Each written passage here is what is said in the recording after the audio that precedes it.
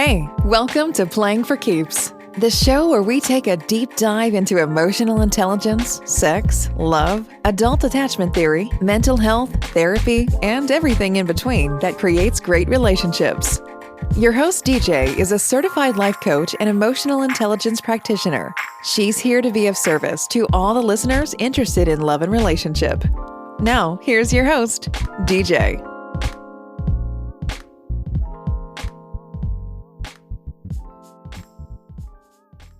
Hello, everyone. This is your girl DJ with Playing for Keeps podcast. I want to thank all of the listeners who are tuning in today. We have a special guest. Her name is Angela S. Walker. She is a relationship designer with over 10 years of experience. She has dedicated her life to helping singles and couples design relationship strategies that are comprehensive and customized for their specific relationship needs. She's also the author of the How to Resolve Any Relationship Issue. The personal obstacles she has overcome makes assisting others on their relationship journey very rewarding. After a 14-year marriage that failed due to infidelity, verbal and emotional abuse, as well as the pressure of raising a disabled child, Angela had to go on an emergency self-discovery journey to rediscover who she really was. With her approach of bearing my scars to help others heal, she has provoked others to reclaim their love for one another through effective communication tips and techniques. She has also created coaching services that are more affordable to those who need relationship coaching but could never really afford it. Today, she is here to speak on two topics: single and searching, as well as couples with conflict. Hey, Angela, how are you today? I am wonderful, DJ. Thank you so much for having me. Grace your platform today. I hope I can call you DJ and not Dominique. I'm not sure if I'm. Yes, no, please call me DJ. I like going by DJ, so no, that's fine. Okay. Thank you so much for that introduction. The main thing I love about when my introduction is read is I want people to zero in on that word design relationship strategies, because whether you are single or whether you are in a relationship, DJ, you need to know how does a healthy and long-lasting relationship look like to you. Right. Not what it looks like to your parents, not what it looks like to your coworkers or your family, your friends. What does it look like to you? So there is no cookie cutter coaching service that I provide. I believe, and what I'm finding is there are no two couples that are the same, and there are no two individuals that are the same. My coaching style is very unique because I address it in that manner. Whatever it looks like for you and looks good to you, we go in that direction. I'm so glad you pointed that out, because so many people will listen to their girlfriends, or dudes will listen to their friends, and it would totally sabotage the relationship, because like you just said, every individual is different and we all have different desires. And then sometimes you could be friends with somebody and you don't even really talk about your deepest desires with your friends. That's what I found with people that I know. But okay, why don't you go into detail just about just how long you've been coaching and even the subjects that you want to speak about today? Sure. Thank you so much. It is best for me to actually go backwards a little bit, DJ, so people would understand the passion that I have, my personal passion towards this. Yes. I was married, as you said, for 14 years. And for the first 10 years, it was really heaven on earth. It was everything that I desired to have in a marriage: the home, the cars, the businesses, the children, the travel, anything that you could imagine. If anyone in your audience have imagined being married, I had that, whatever the imagination was. And it was very, very wonderful. The last 4 years, DJ, was living hell. Like I literally felt like my life was out of me. I went into depression. It was the worst 4 years of my life. And what was really interesting to me at that time is I have 5 children. My first 4 are girls. I was never going to stop until I had that boy, just let the record state. But my last one is a boy. And during the time where my marriage was falling apart and infidelity was a part of the marriage and the verbal and emotional abuse was taking place, I was carrying my son. I was carrying that child that I literally wanted for so many years. You Mm. would think this should be the most happiest time of my life, but it was really quite the contrary. It was the saddest time of my life. And I remember, DJ, uh, sending the kids off to school and making time, literally thinking about I'm going to set aside a time to just be miserable, to be depressed. And I would lay on my couch and I would be uh, Wow. I would welcome misery. I would welcome crying, anything that could make me sad. I would constantly think on what is going on in my life, and it would hurt really well. And one day, and this went on, DJ, for probably 5, 6 months. Around the sixth month, I asked myself, I challenged myself to something, and it was actually for laughs and giggles. It really wasn't supposed to be that deep and serious. But I asked myself, I said, if you could schedule time to cry and time to be miserable and time to be depressed, could you just could you actually schedule time to be happy? Is that possible? Mm. Even though your circumstances, situation is the same, even though infidelity is still in your marriage, even though you have a disabled child, even though everything is hitting coming at you fast, can I really schedule happiness? And what I did, DJ, I actually just started saying, I am so happy. Wow. I am so happy. Now, nothing had changed. I was still in the same situation, but I was just saying those words. I was declaring that I was happy. And a Right. strange thing happened. Probably after the 100th time of me saying, I am so happy, I started laughing. Now, the laugh was really a laugh because I was saying to myself, DJ, girl, you sound crazy. Now, if someone was to walk into this house, they would literally admit you into the psychic ward because you, this is insane. You're not happy and you're sitting here saying you're happy. Now you're laughing about it. It just didn't make any sense. But what happened was the laugh turned into a real laugh all of a sudden. I began to think about things that make me happy, DJ. I don't care if it Wow. was a chocolate chip cookie. I don't care. I was happy that, oh my God, I'm carrying the son I always wanted. Those thoughts started flooding me because I was making those declarations. And that Yes. is when the journey began. That is when things shifted and changed in my life for the better. I went through the Wow. divorce. Absolutely. I went through the divorce. I pretty much lost everything, but I never lost the desire to love. I was angry, DJ. I would be honest with you, but I was really angry because my marriage did not work. And I was pointing the finger as so many of us do. We tend to point the finger at the other person because it's easier to blame someone else It than is. yourself. It's easier to look to someone else than to look at yourself because no one wants to be the villain in the story. Everyone wants to be the superhero. And after years of me pointing the finger, I had to get real with myself. I had to say, what part did you play? What did you do? Right.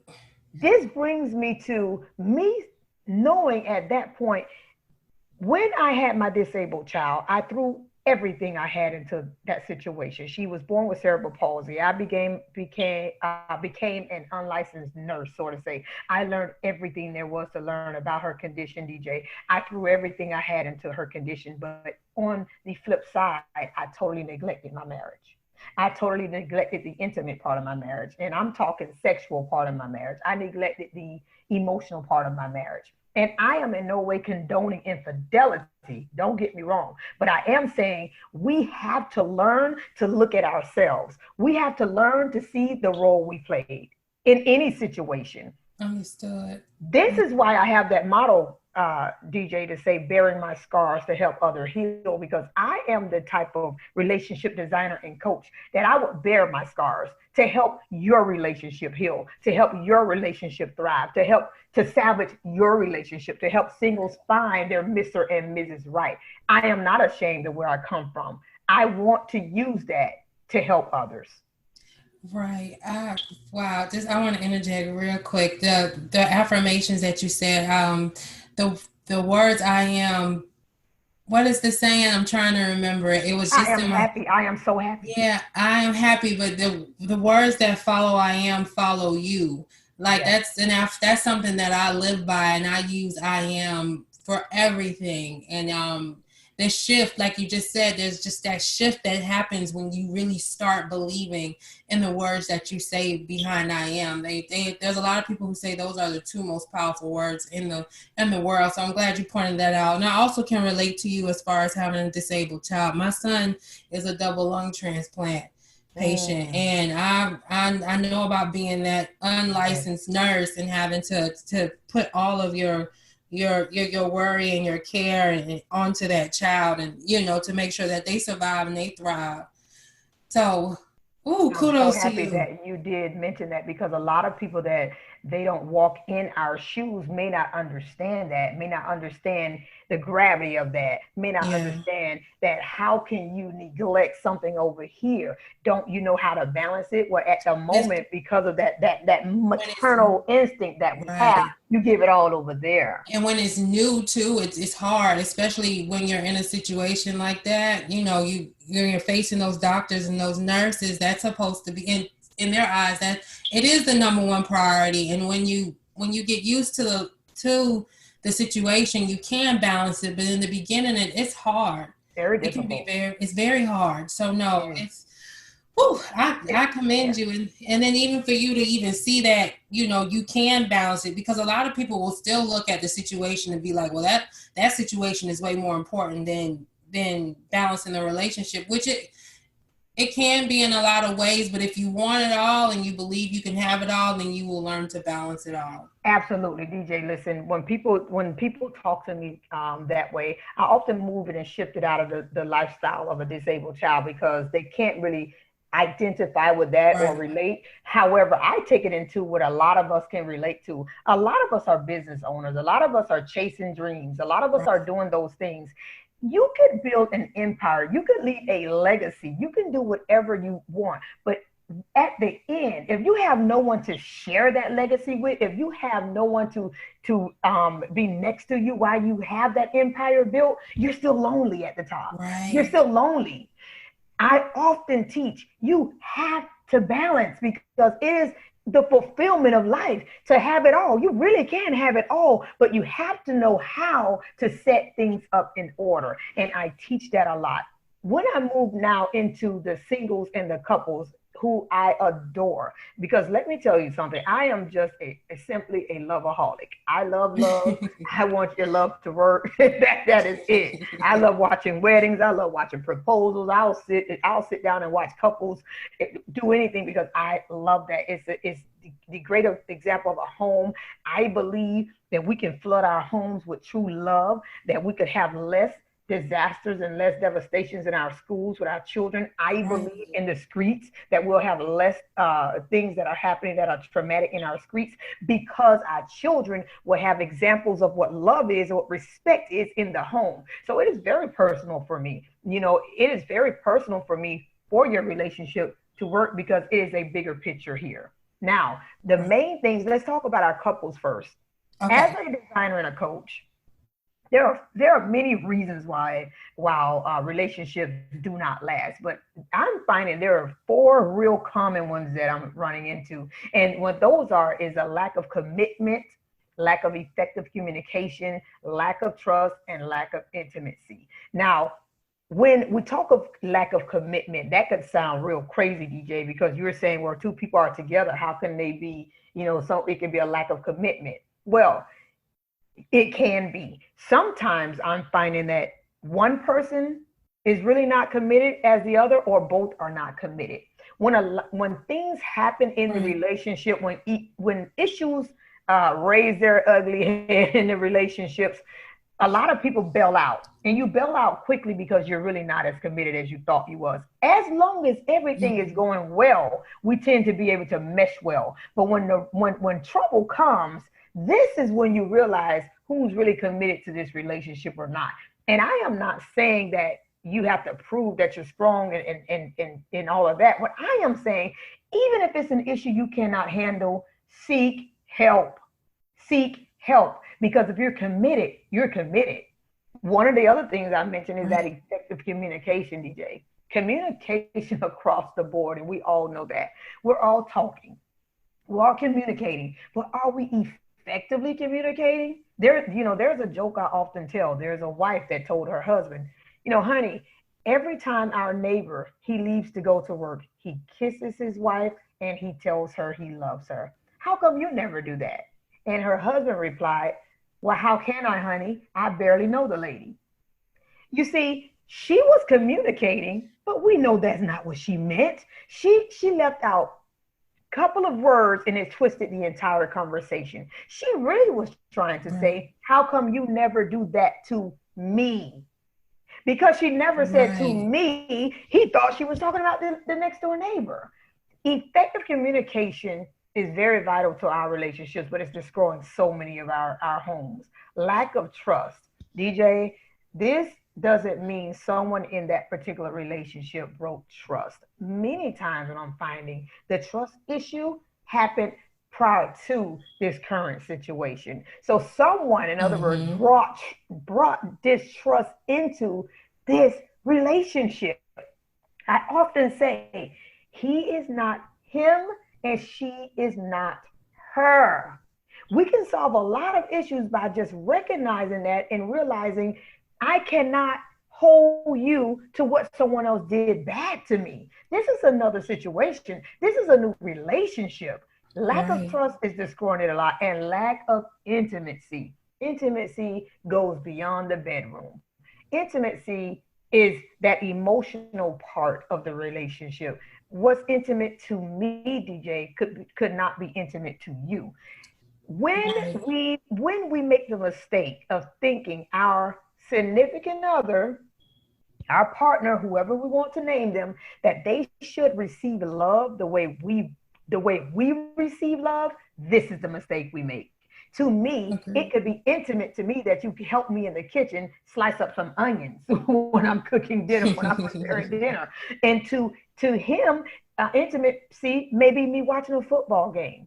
We cannot assume our partner love language is the same as ours, and that lack of intimacy is destroying so many of our couples. It is. Let me ask a question really quick. So all of the topics that you just mentioned to me, it screamed out just how people don't want to be vulnerable anymore. Like they don't, like when you talked about the joke with the couple and the lady just didn't just want to be like, hey, why don't you kiss me like that?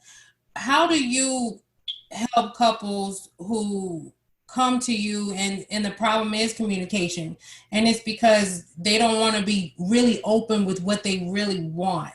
Like how do you approach that, and how do you fix that? That's a great question.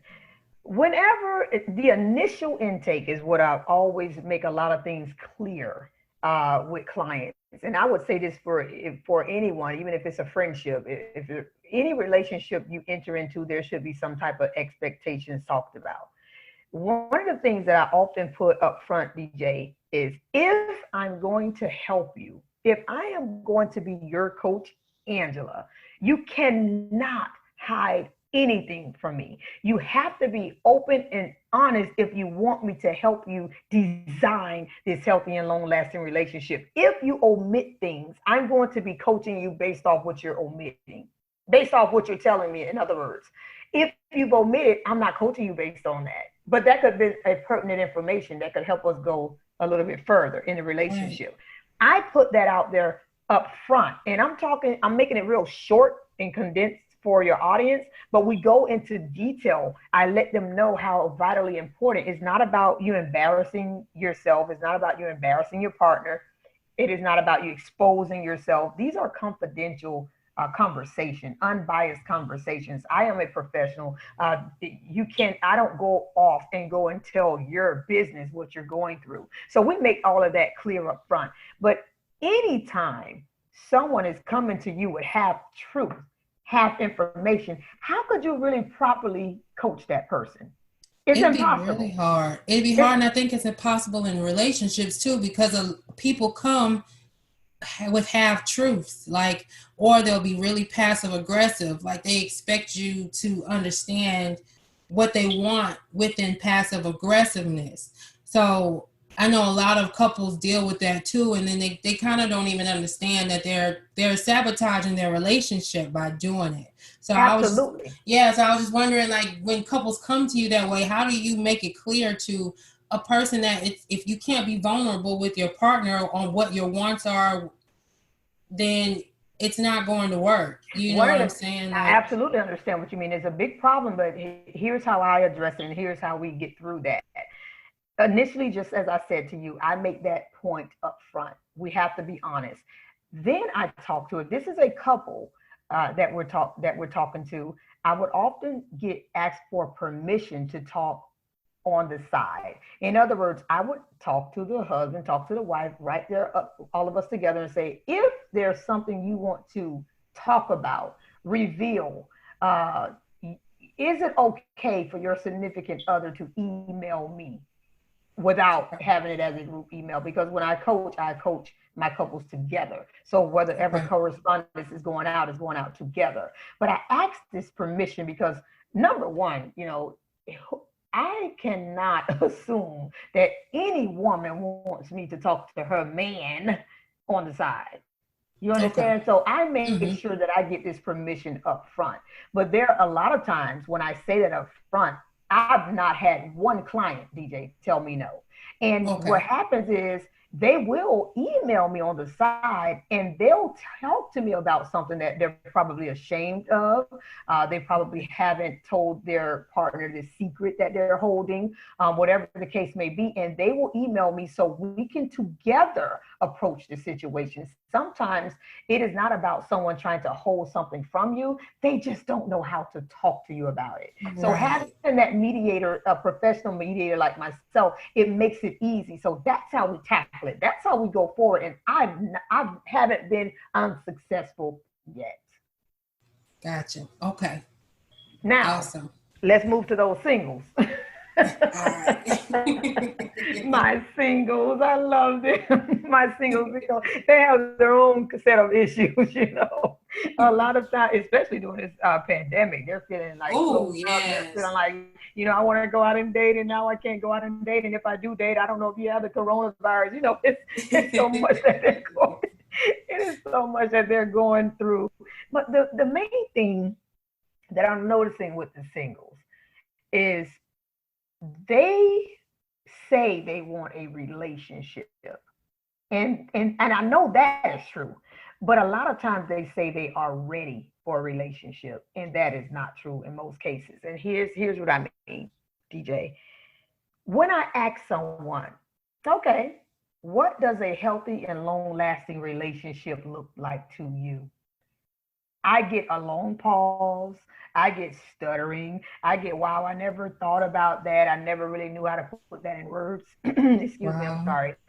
If you do not know exactly what you're looking for, exactly what you desire, how can you express that to someone else? And how are they supposed to give that to you if they don't know? Right.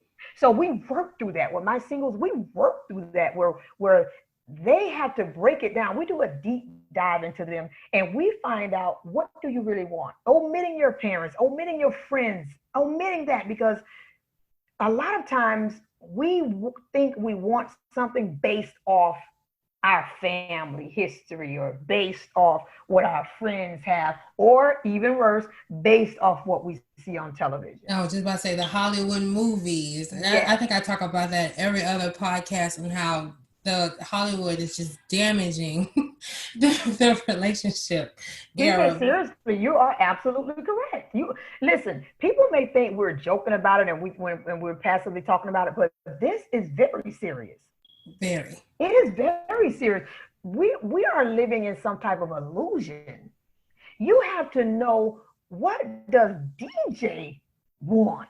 Not anybody else. Because if I look at what my mother loved to do, and she loved to, for example, make my dad's plate, and she loved to cook. Well, guess what, DJ? I don't love to cook. I can cook, but I don't love it. So someone with me would know she doesn't love to cook.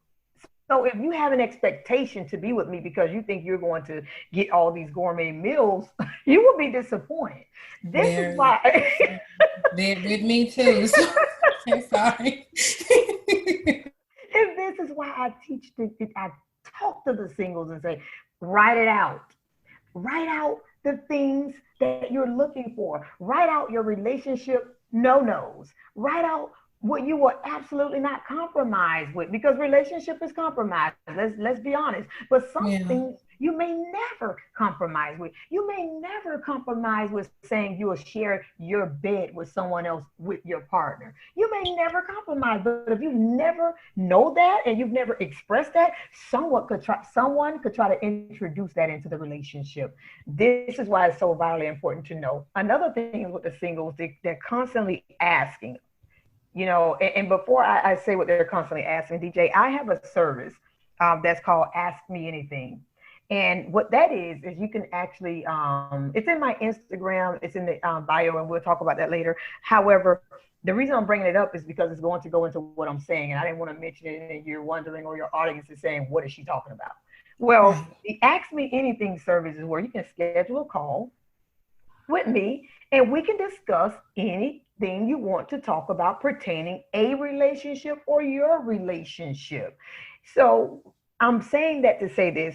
A lot of couples, when I get these calls, the main question is, why do I always end up in the wrong relationships? What am I doing wrong? It's almost a constant, DJ, that they point the fingers at themselves that they are doing something wrong because these relationships are not working out. But guess what? There's a news flash. Sometimes the only thing you continue doing wrong in relationships is choosing the wrong people. Right. It doesn't have to be you. You're choosing the wrong people. And this is in most cases. And the reason you're choosing the wrong people is because you don't know what you want, or you're not asking the right questions initially when you're meeting these people. So those are the things that I work with my singles with, and they are now understanding and knowing how to go out and properly date. You're not, yes, you have fun when you're dating, but that's not just it. Don't stop at the fun. You have to get down into what this relationship is. And I think that's the problem too. And that was my problem in the past, and probably still is a little bit of my problem. Like, I think we look for that spark, like that hard hit spark, like that chemistry and that fun, and then that's it. And then we riding off of that. And then it's like, then these other issues come up, and then the relationship doesn't work out. And then you're looking crazy, like, dang, was it me? Was it, Right. So it's good that you point that out, and the steps that you do to work with singles is great, because most of the time singles don't know what they want. Like you said, they pause or they stumble because they're thinking about a great movie like The Notebook that they watched or something like that. So it's very true, and people, I'm telling you, DJ, you would be surprised when I ask that question. And when they finally come out with an answer, it is something like, I want that Beyonce and Jay-Z kind of love. Listen, what is that kind of love? Because last time I checked, she made a whole album about cheating and being angry. So I'm trying to understand, what are you looking for? Right. They want to go through the hell and high water before they get to the bliss. That's what's advertised though, because if you look at all these other movies too, the guy is super dismissive and in a way the girl the guy earns love too, being Prince Charming, but then in a way, if you look at other movies too, girls kind of have to fight for the guy's attention in a way too. And that's kind of honored, and that's not really what we should be looking for. But subconsciously, that's what kind of plays out like in our heads, because that's what's being pushed in our face. This is what TV shows and movies, and it's crazy. Absolutely, this is what's being pushed. And I'm glad you mentioned about girls are, it seemed like they have to be a certain way to get the guy's attention. Now, one thing I will say, DJ, is this is something that it's kind of sensitive. And when I bring it up to my singles, they're kind of like, what? I'm surprised a relationship designer and coach is saying this. But I have absolutely no problem, and I almost encourage it a lot. If you have really checked someone out and you want to perhaps know a little bit more about this person, and you want to connect to see if this may be a good match for you, ask them out. Start talking. I don't care if you're a woman. If you like him, go talk to him. I agree with that. I agree. Honestly, I agree. And, because I don't know what it is about this, if it's the generation or what, but yeah, sometimes guys aren't gonna. It's okay for females to go and talk and make conversation and be friendly and just see where it goes. I don't see It anything wrong with is. that either. There's nothing wrong with it. And a lot of times we forget that men, they don't like rejection. It's hard for a man to Right. come up to you and approach you. We listen, they hide behind listen, I talk to male and female. I'm a coach of all sexes. There's no female coach. I'm everybody's coach. And a lot of times men, they're covering up their anxiety or their fear of approaching you by trying to sound like there is nothing to approach you. Like, hey, how are Mm-hmm. you? But they're really afraid. They're really Right. they don't want to be rejected. So it is very pleasing to a man if you've been checking him out and you approach him. Why not?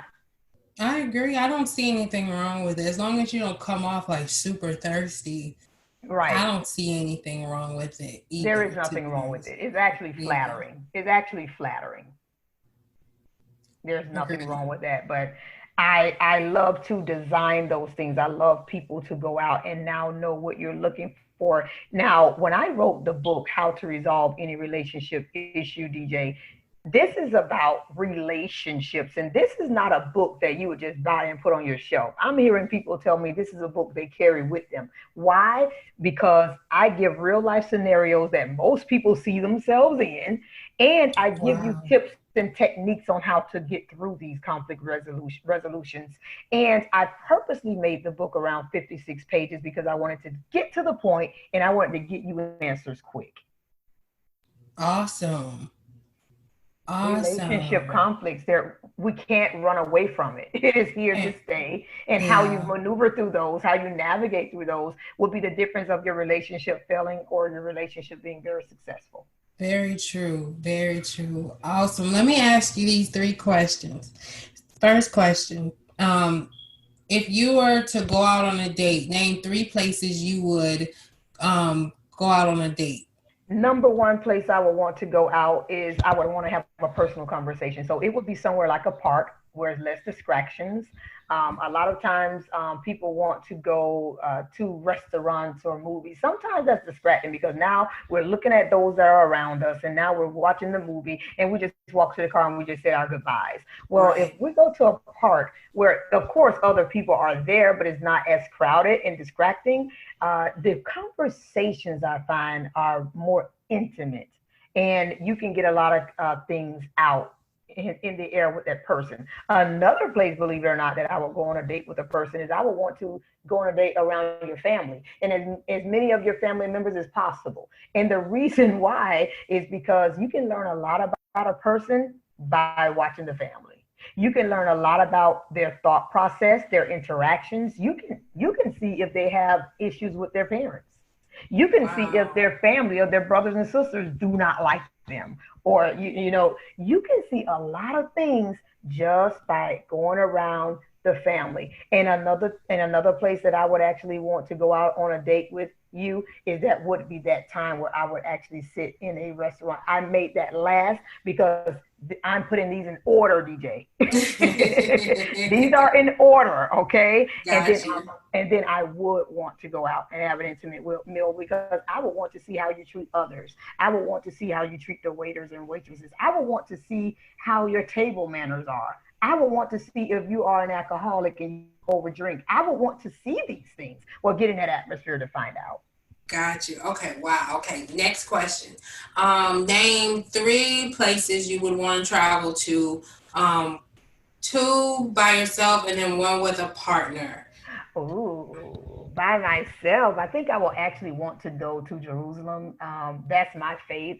Definitely a believer in Jesus Christ, and I will want to just put my foot in Jerusalem. So that's a Got place where I will want to you. be alone because it would be more intimate experience, and I won't want someone to distract me. Got you. I would not want to distract me. Another place I probably will want to go alone is Africa. Um, I would want to go where it all began for me, for my people. And I would just want to put my foot on the land. And again, that's more intimate to me. So I would want to be alone to experience that because I don't really want to hear what someone else has to say in my ear. I just want to take it all in. Definitely understood. Yeah. And a place that I would love to go with someone else, of my partner, would be somewhere like Italy. And the reason I say Italy is because they have these boat rides that are very intimate and the scenery very beautiful. Yo, that's what I was going to ask. Is Italy like the country of romance? Oh, or yeah. is that what it is? Okay, because I'm like, I heard it from somewhere. Beautiful, beautiful, beautiful. It's very intimate settings. Very beautiful. I'll get me a man. That might be my destination. Go. Okay, last question. Do you have a memory from maybe childhood or teenage years, like a first kiss or a first romantic memory, like a love letter or an outing or anything like that, like a first? I do. I actually spoke about this once. Not spoke about it. I wrote about it. I blogged actually about it. My first experience with those feelings that we have now when you get that little giddy feeling as a woman, or maybe men get it, I can only talk about women, is when I received a note in elementary school that says, "Would you be my girlfriend, yes or no?" And what I love about that, DJ, is when you think back, it was so clear back then. Would you be my girlfriend, yes or no? There was no in between. It's either yes or no. And then it started changing into yes, no, or maybe. Oh, now we have a choice, right? So now you're giving me different choices. And then it moved into friends with benefits. We've lost it. Right. We've lost it. Go back to, will you be my girlfriend? Yes or no? Because you cannot assume you're in a relationship with someone. You must get clarity. Right. Yeah, it's crazy you brought that up because it has been so convoluted now, like with that, like you just the friends with benefits, or there's no straight line anymore, because that's going on a lot too, as far as the friends with benefits, or people want to throw extra people into the relationship, which is fine if that's what you're open to. If both of you are both open to it and one is not doing it just for the other person, and that's why I said communication is really a topic that is needed. I best, especially with coaches, because a lot of people don't. Like, it's like a word that's thrown around. Like, people know that it's needed, but they don't do it effectively, or they'll halfway do it, like I was saying before, or they'll throw out their desire in a passive aggressive way and expect their partner to catch it and run with it and it doesn't work that way, like you just was saying. So, it's sad. It's like that now. Okay. Last question. So, where can the audience find you? All of your platforms. If you have any social media channels, where can they find you? Wow, absolutely. And I will also forward those to you, DJ, for your the show notes. But I always direct people, if they have an Instagram account, to follow me on Instagram, because every day I'm giving relationship tips and techniques, and those are for free. So my Instagram name is angela.s.walker. Also, my website is angelaswalker.com. Those are the best places that you can actually reach me. And if you click on the bio in my Instagram account, you will see all my services written right there. I've also have a freebie, DJ, for singles. It is a 51 probing questions that you're afraid to ask but need to ask within the first 21 days. That is absolutely free. Awesome. And I have all those links actually, and they will all be in the show notes for everyone to go check out. Definitely check out the 51 probing questions. They are great questions to just get underneath the surface instead of just staying on the surface level. If you really want to be in a relationship and you really want to build something, that would be a great tool to grab.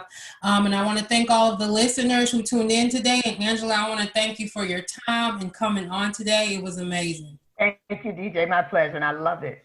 Awesome. Thank you for tuning in to today's show. If you liked this podcast, please download and subscribe.